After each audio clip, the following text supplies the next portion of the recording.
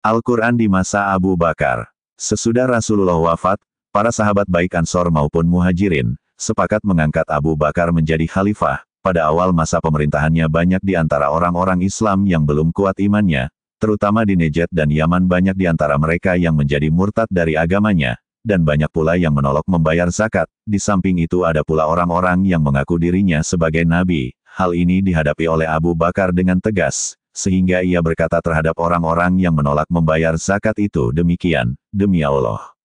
Kalau mereka menolak untuk menyerahkan seekor anak kambing sebagai zakat seperti apa yang pernah mereka serahkan kepada Rasulullah, niscaya aku akan memerangi mereka. Maka terjadilah peperangan yang hebat untuk menumpas orang-orang murtad dan pengikut-pengikut orang yang mengaku dirinya nabi itu.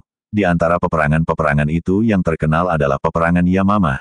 Tentara Islam yang ikut dalam peperangan ini, kebanyakan terdiri dari para sahabat dan para penghafal Al-Quran. Dalam peperangan ini telah gugur 70 orang penghafal Al-Quran. Bahkan sebelum itu gugur pula hampir sebanyak itu dari penghafal Al-Quran di masa Nabi pada suatu peperangan di Sumur Maunah dekat kota Madinah. Oleh karena itu Umar bin Khattab khawatir akan gugurnya para sahabat penghafal Al-Quran yang masih hidup, maka ia lalu datang kepada Abu Bakar memusyawaratkan hal ini. Dalam buku-buku tafsir dan hadits percakapan yang terjadi antara Abu Bakar, Umar dan Zaid bin Sabit mengenai pengumpulan Al-Quran diterangkan sebagai berikut.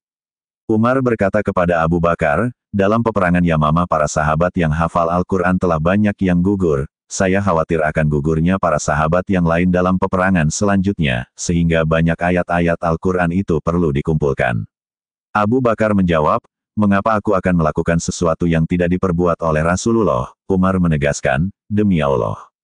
Ini adalah perbuatan yang baik, dan ia berulang kali memberikan alasan-alasan kebaikan mengumpulkan Al-Quran ini. Sehingga Allah membukakan hati Abu Bakar untuk menerima pendapat Umar itu. Kemudian Abu Bakar memanggil Zaid bin Sabit dan berkata kepadanya, Umar mengajakku mengumpulkan Al-Quran, lalu diceritakannya segala percakapannya yang terjadi antara dia dengan Umar. Kemudian Abu Bakar berkata, engkau adalah seorang pemuda yang cerdas yang kupercayai sepenuhnya, dan engkau adalah seorang penulis wahyu yang selalu disuruh oleh Rasulullah. Oleh karena itu, maka kumpulkanlah ayat-ayat Al-Quran itu. Zaid menjawab, demi Allah.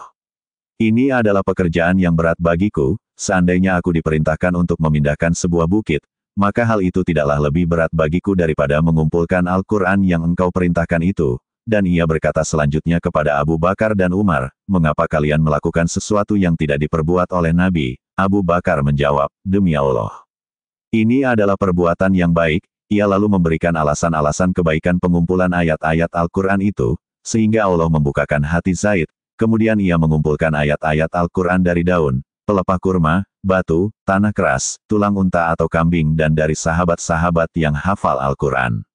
Dalam usaha mengumpulkan ayat-ayat Al-Quran itu Zaid bin Sabit bekerja amat teliti, sekalipun beliau hafal Al-Quran seluruhnya, tetapi untuk kepentingan pengumpulan Al-Quran yang sangat penting bagi umat Islam itu, masih memandang perlu mencocokkan hafalan atau catatan sahabat-sahabat yang lain dengan disaksikan oleh dua orang saksi. Dengan demikian Al-Quran seluruhnya telah ditulis oleh Zaid bin Sabit dalam lembaran-lembaran, dan diikatnya dengan benar, tersusun menurut urutan ayat-ayatnya sebagaimana yang telah ditetapkan oleh Rasulullah. Kemudian diserahkan kepada Abu Bakar. Mushaf ini tetap di tangan Abu Bakar sampai ia meninggal, kemudian dipindahkan ke rumah Umar bin Khattab dan tetap ada di sana selama pemerintahannya. Sesudah beliau wafat, Mus